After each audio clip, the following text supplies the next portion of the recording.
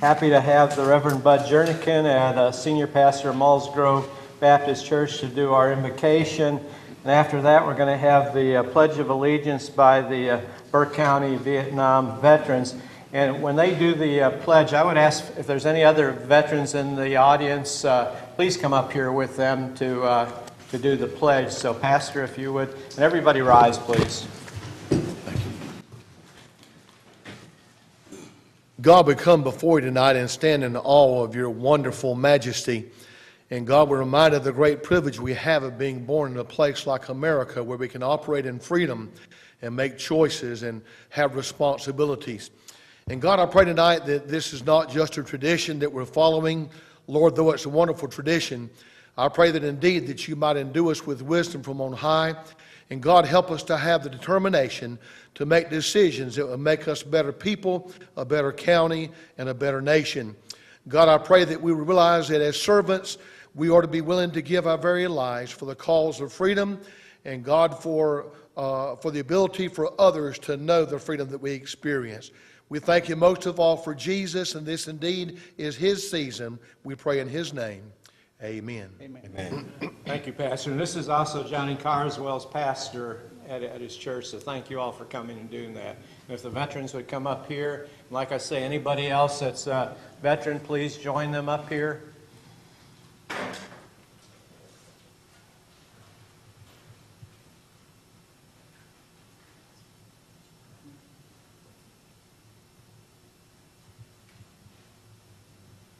Allegiance to the flag of the United States of America and to the republic for which it stands, one nation, under God, indivisible, with liberty and justice for all.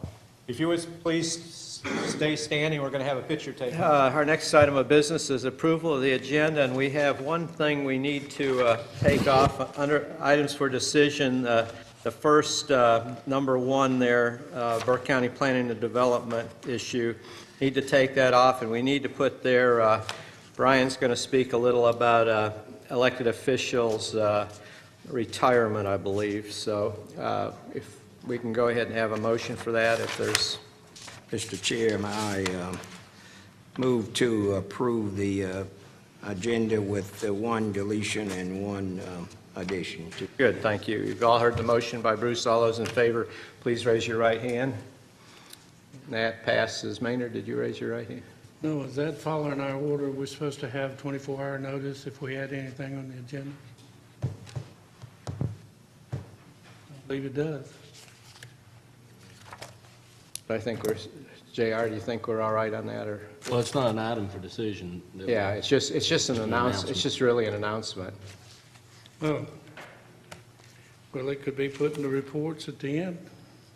We could do that if that's all right with Bruce. All right with me. Well, just correct my motion to say with the one deletion. All right. All right. Again, you've heard the motion. All those in favor, please raise your right hand. Opposed, like signs. That passes 4-0. Our minutes were sent out. Everybody should have had a chance to review the minutes of the April 5th, 2011 regular meeting. Yeah, all board members were present. Of course, Steve is at the beach tonight. He's not here, but I'm sure everybody's had a chance to read those over, and unless there's any corrections or deletions, be happy to accept a motion to approve those. Mr. Chairman, so moved. All right. You heard the motion by Maynard. All those in favor, again, please raise your right hand. Opposed, like sign. That passes 4-0. All right. Under presentations tonight, we have none scheduled, but we have, I believe, a public address to the board, Doris, and we'll go ahead and call that whoever's. So far, I have one person signed up. That's Mr. Ron Lewis, and he would like to speak on code enforcement.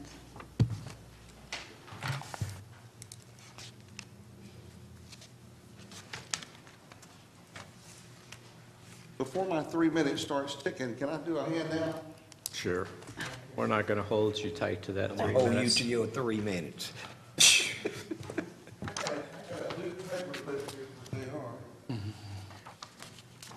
Well, I would hope you wouldn't want to hold on to that one. Thank you.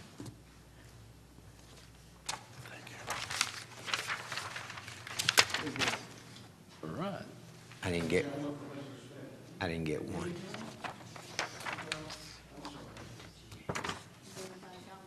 Yeah.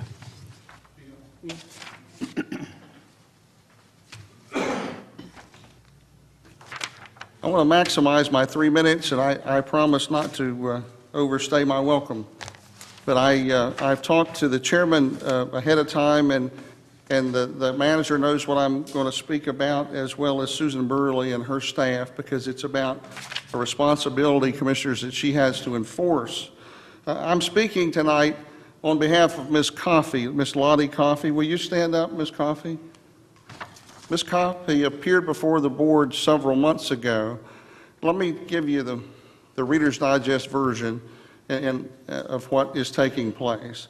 Ms. Coffey has a salvage trailer that she uses for storage, and it's been there for a number of years. Now, we have done our research, and we know that we can be in compliance with your ordinance for about $180. What that means is the title in which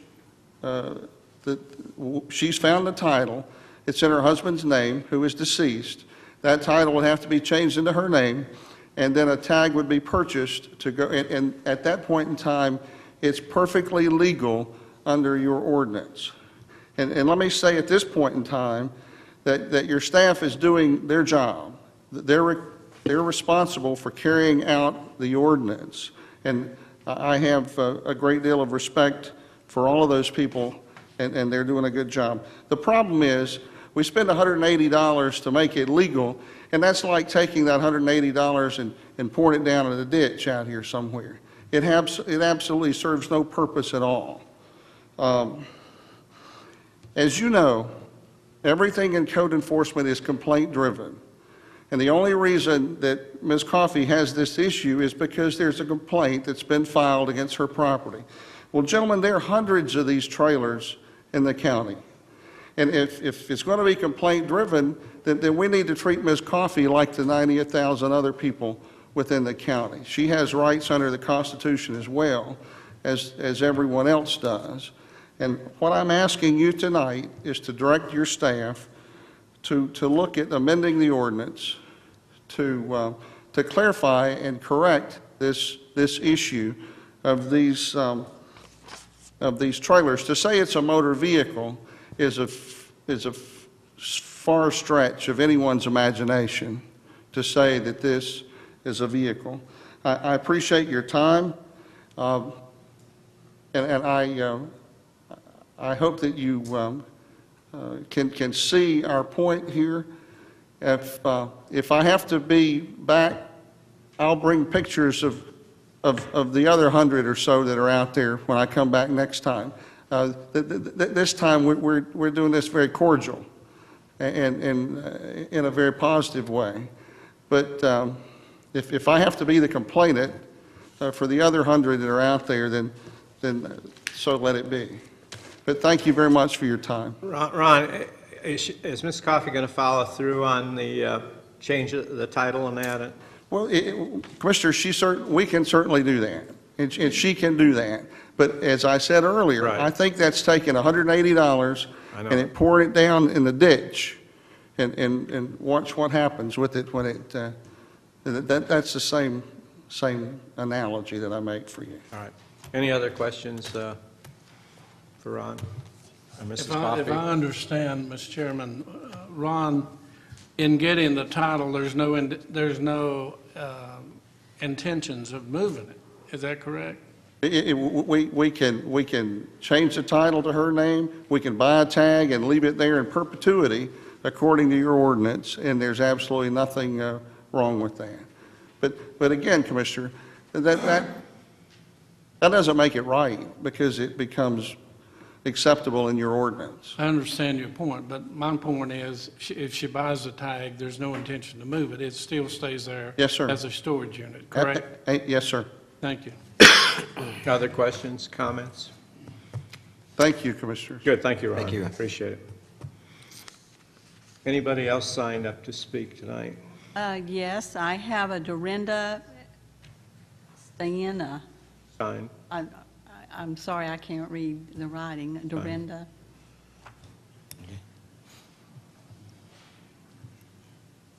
Good evening, Commissioners. My name is Jorinda Steen. I live at 6201 North Shore Drive in unincorporated Burke, and I make that point clearly.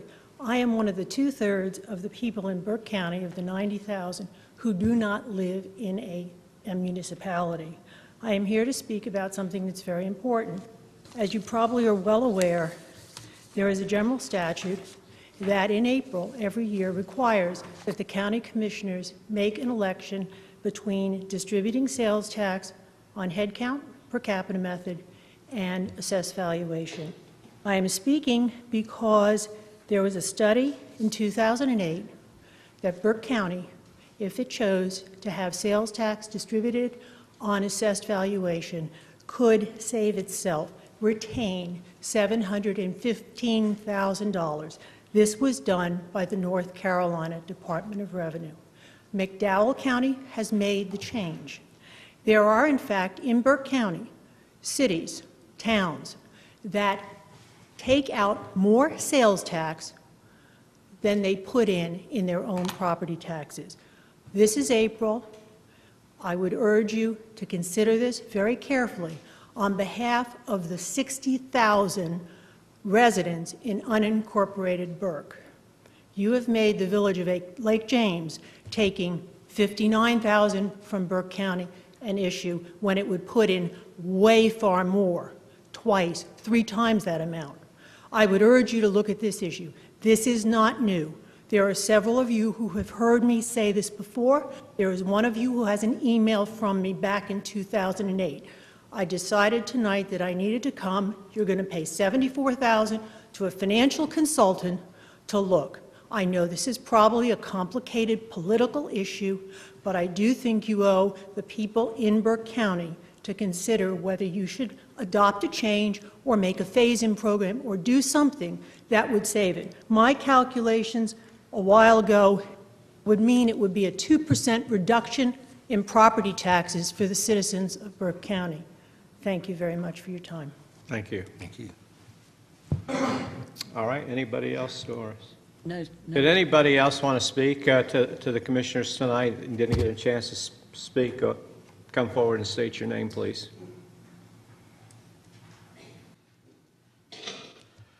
My name is Anthony Tiafrio, and I live at 6338 North Shore Drive in Nebo. I came here tonight to read something, but I'm not going to read that tonight. What I'm a little concerned about is this. I've been here a number of times asking for ambulance services to be a little bit closer to the Lake James area, and I keep getting, well, we don't have the money yet, we don't have this yet, we're trying, we're pretty soon. It's been almost 4 years now. About a month ago, we had an accident. Man fell off a ladder. Took 25 minutes for the ambulance to get from Glen Alpine up there. Now, once the EMS got there, they did a fine job. They're very well educated and very, very knowledgeable. Okay, but it still took 25 minutes to get there. If it was a heart attack or a stroke, this would be considered an emergency. Okay. Now, a couple of times you told me you don't have the money yet. But I was here at the last Burke County Commissioners meeting when you voted 4-1 to give $74,000 to a consultant to tell you how to save money. Now, we have a county manager that gets $110,000 a year, a financial director gets $116,000 a year, but we can find $74,000 to pay for a consultant to show you how to save money? Keep the consultant and maybe get rid of the other people. It's only $74,000. We need an ambulance service. You have hit us in the paper about a part-time sheriff. Well, you only have a part-time officer that serves up there in Holly Shores. We've had over numerous break-ins in the last 6 months. We wanted to use some of that shared revenue to purchase another part-time sheriff, so we had a full-time sheriff up there. But you keep making it sound like we only want a half-time. You tell us we have services. I pay for my garbage pickup, okay? I don't have water service. I don't have sewer service. I don't have lights in my streets. My taxes, I told you, went up almost 3 times since I've been here in 3 years, and I still don't have any more services than what I had when I first moved here, and I was only paying $800 then. Now I'm paying $2,000. I don't know what you're doing with the money or where it's going, okay, but $74,000 for a consultant to tell you how to save money? What's your jobs, all right? Put that money towards an ambulance. Tonight, you're going to hear Andy Price speak about radios. These are important emergency services that are needed, okay? We need some services up there that we're not getting, or we feel we're not getting, all right? My wife is an invalid, all right? She doesn't drive. There's no bus service. How do people from the lake, we're all retired people up there. If there's nobody to take us to the store or to shopping or something, we have to rely on someone else. Our community last year raised money for an AED. And we're working with Randy Price now. He's going to come up and teach some of the people some first aid because we're trying to take care of ourselves. But every time we mention it, it sounds like we're the most evilest people that live in this county. We're only here to try to help, okay? Take your money, save the $74,000, put it towards an ambulance, put it towards something that's actually needed. Thank you very much for listening to me. Thank you. Anybody else signed up, Doris? All right, we thank you all for coming and speaking, and our next item of business is public hearing. We have none scheduled. Public hearing and decision, we have nothing scheduled, and that'll take us to our consent agenda. We have 5 items, and I'll turn it over to Ryan, our county manager. Mr. Chairman, members of the board, on your consent agenda you have 5 items. The first is the Burke County Tax Office Tax Collections Report for March 2011. Item B is the Burke County Tax Office March 2011 Release and Refund Report. Item C is your Burke County Senior Center request for appointment to the East Burke Advisory Council, Colonel Thomas Taylor, to fill an unexpired term of a resigning member ending June 30th, 2011. Item D is Burke County Recreation Commission request for appointment of the Oak Hill Elementary representative of Jack R. Perry to complete the unexpired term of Victor Cohen ending March 31st, 2013. And finally, item E is the Burke County Criminal Justice Partnership Advisory Board request for the reappointment of Dr. David Strather to the board in the citizens category to complete the term ending May 2011, and then reappointment for a 3-year term ending May 2014. Questions for Brian? Mr. Chairman, I make the motion we approve all 5 consent agenda items as rendered. Thank you, Maynard. You've heard the motion by Maynard. All those in favor, please raise your right hand. Opposed, like sign. That passes 4-0. That takes us down to items for decision. As you remember, item 1 has been deleted, and so we'll go to item 2, Burke County General Services, consideration of request to approve resolutions for Burke County water shortage reasonable plan, and Carson Fisher is already at the front. Thank you, Carson. Thank you. Have before the board tonight a consideration to approve a resolution approving the Burke County water shortage response plan. The North Carolina Diener Division of Water Resources made an effort to revise local water shortage response plans to coincide with the Catawba Watery Drought Management Advisory Group Low Inflow Protocol. This LIP, as it's referred to, was developed by Duke Energy as they were requesting their relicensing of their facilities on the Catawba River. The City of Morganton, the Town of Valdez, and the City of Hickory have all already approved their revised water shortage response plans as provided by Diener, and our water system is required to follow those same procedures since we either buy directly or indirectly all of our water from these suppliers. So there's no negative impact to our budget that I'm aware of as a result of this. And if the board has any questions on either our water shortage response plan or the resolution, we'll be glad to try to answer those. Good. Thank you, Carson. Questions or comments for Carson? Mr. Chairman, should we read that resolution? Wouldn't that be an order? You want to read it, Carson? Or, I can. Sure, go ahead. This is a resolution for approving water shortage response plan.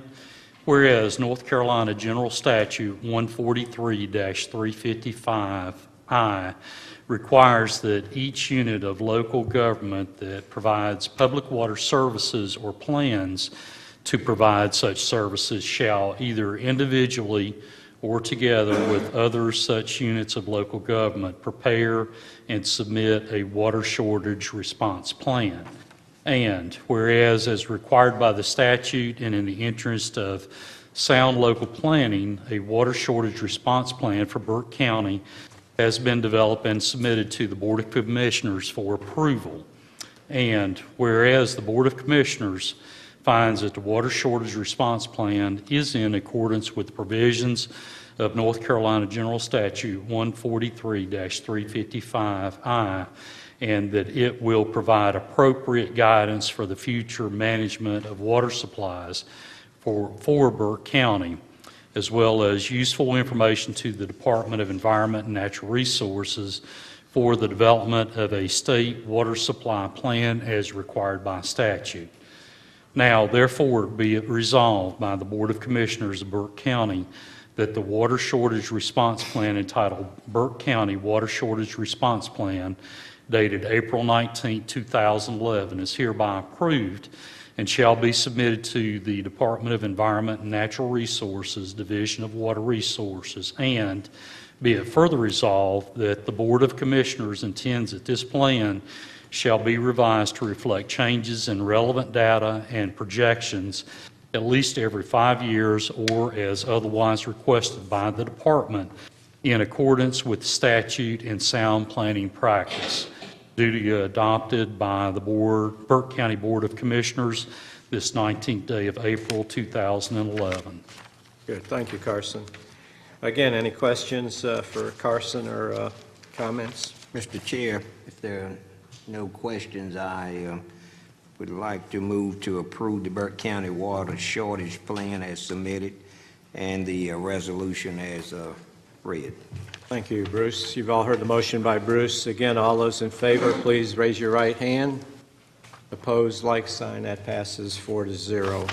Thank you. And We're Carson? allowed to say a very good job reading that, Carson. Thank you. Without a lot of light. Yeah.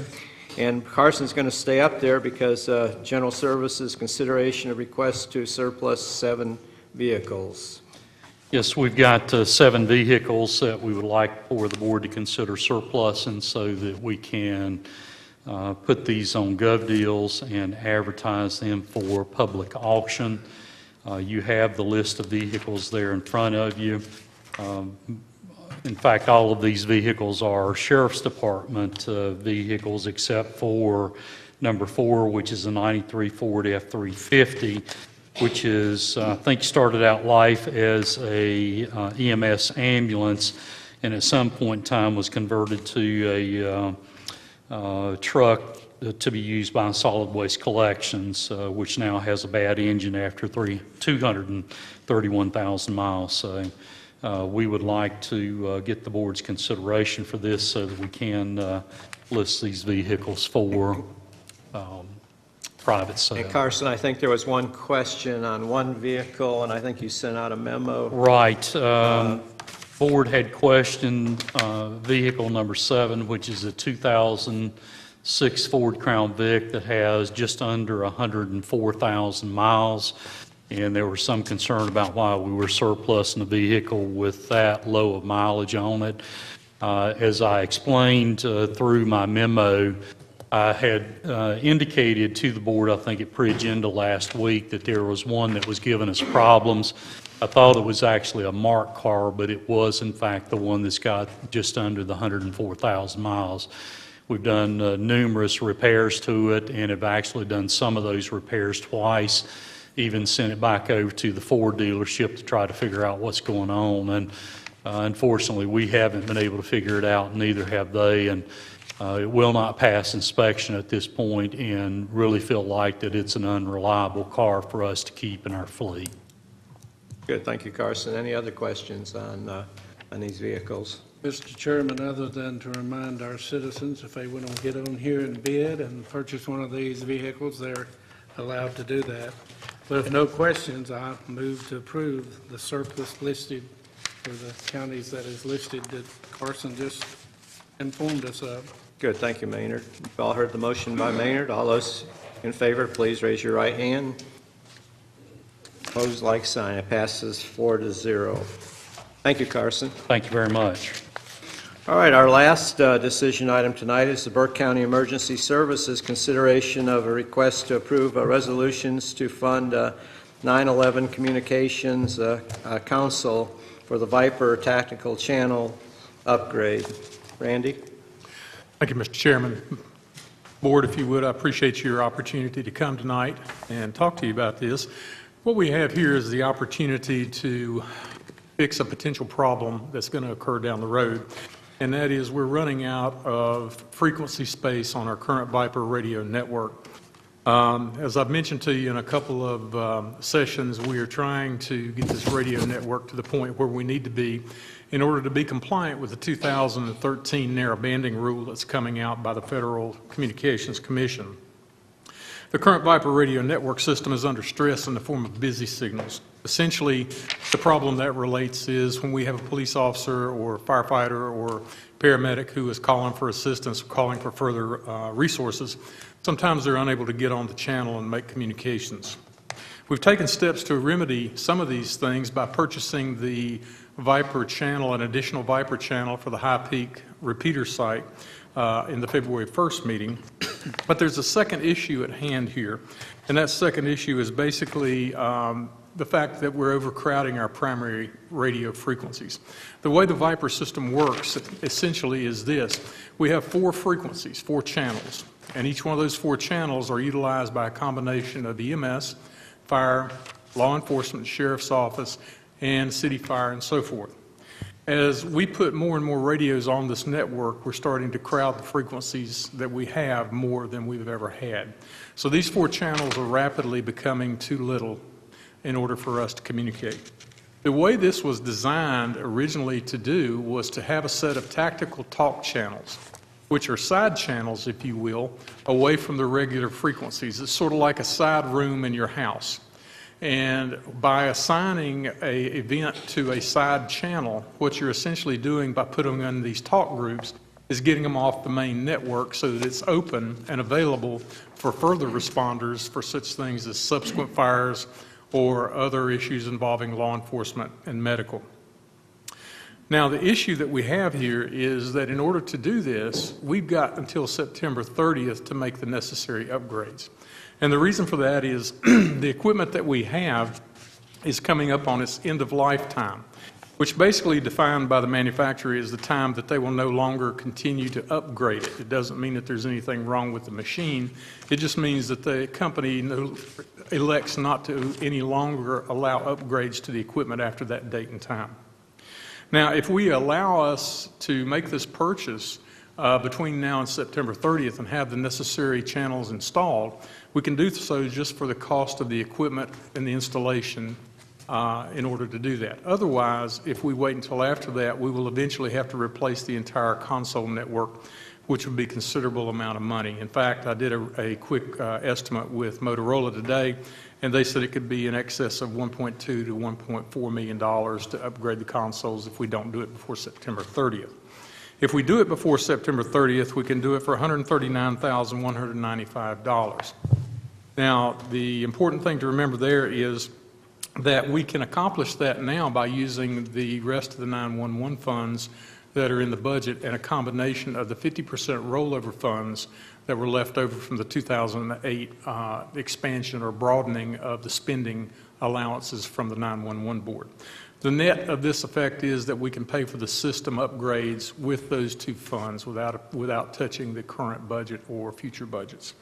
So basically then, by approving this request that we're asking the board to do would allow us to relieve a large amount of pressure that is contributing to the amount of busy signals that we're getting on the current Viper network, and would ensure the safe communications of public safety personnel by implementing this program and getting it done before September 30th at the time frame that we have to get it done before it begins to get to its end of life time frame.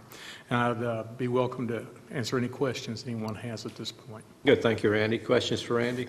Mr. Chair, if I may. Now, Randy, if we go ahead and do the upgrades before September, are you saying no general funds monies will have to be expended? Just the funds that are in the 911 fund and the funds that were set aside for the 50% that were allowable by the 911 board rule in 2008. And those are dedicated for communications upgrades and communications usage. I just have one other question. Yes, sir. This is to Paul. Paul, anything we need to know, anything different about the 911 funds or?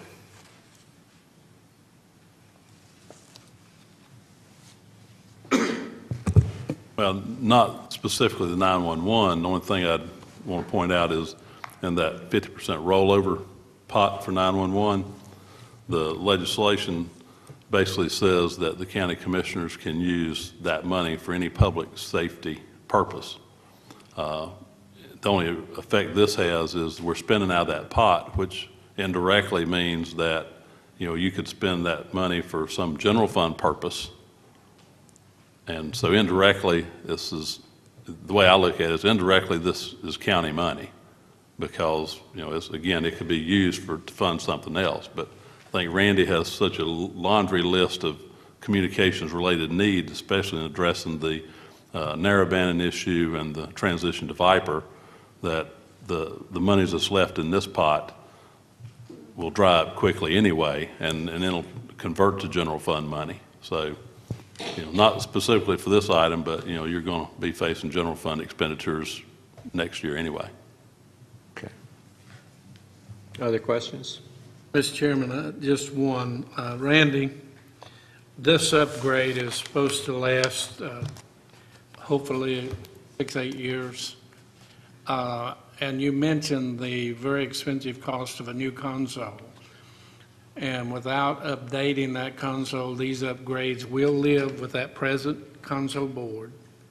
Yes, sir. But at some point, this board will also be looking at replacing the console board because simply the life of electronics doesn't last forever. They're great, but they don't last forever. I think that's a fair statement, Mr. Taylor. Essentially, as you stated very well, electronics are outdated very rapidly and they do wear down. So eventually, at some point, we will have to replace those. But this will buy us some more time in which to use this system. Yeah, that's all I had. All right, any other questions? All right, what is the pleasure of the board on this issue with 911? Mr. Chairman, I forgot to mention one other thing. This is allowable to be purchased. In your package, you'll see that it is exempted from the general statutes for purchase under the sole source category of the North Carolina General Statutes, and I've put that down there. The fact that we can fund this and buy these through these 3 steps as outlined on that resolution that you have. So these are through state bid and a combination of the state bid and the sole source resource. Good, thank you, Randy. Yes, sir.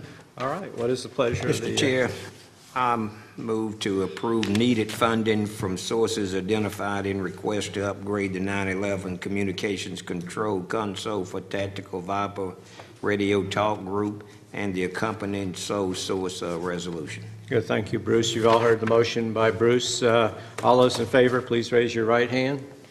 Opposed, like sign. That passes 4-0. Thank you, Randy. Thank you, Commissioners. All right, that takes us down to comments and reports, and I'm going to let Brian go first here because he's got a couple announcements. Mr. Chairman, it was late this afternoon, somewhere around 4 p.m., that I received an official letter of resignation from our sheriff. He is planning to retire, and this will be effective the first day of June. I want to make the board aware of this and have the board acknowledge officially this letter of resignation. And I've talked with the county attorney about the statutes that we'll need to follow regarding the appointment of the sheriff's replacement. So again, I wanted to bring this up in open session and allow the board to acknowledge receiving this, and we will place a copy of the letter in the board minutes for the record. And again, the county attorney will help us as we need to move forward with this, possibly during our next meeting or sometime during the month of May. Again, I did want to make the board formally aware of that, and it didn't come until very late this afternoon, so there was no opportunity to have much more than a few hours' notice on that matter. Turning to another item, I want to inform the board that our clerk to the board, Mrs. Smith, has been asked to serve on a 5-member state board of directors to the North Carolina Association of County Clerks, the Board of County Commissioners. And today, I believe it was this morning, she was actually given the actual oath of that office by our clerk of Superior Court, Mabel Lohman. Just wanted to share that with the board. That is fairly prestigious, that our clerk is going to be a member of a 5-member board in the state of North Carolina. Congratulations, Doris.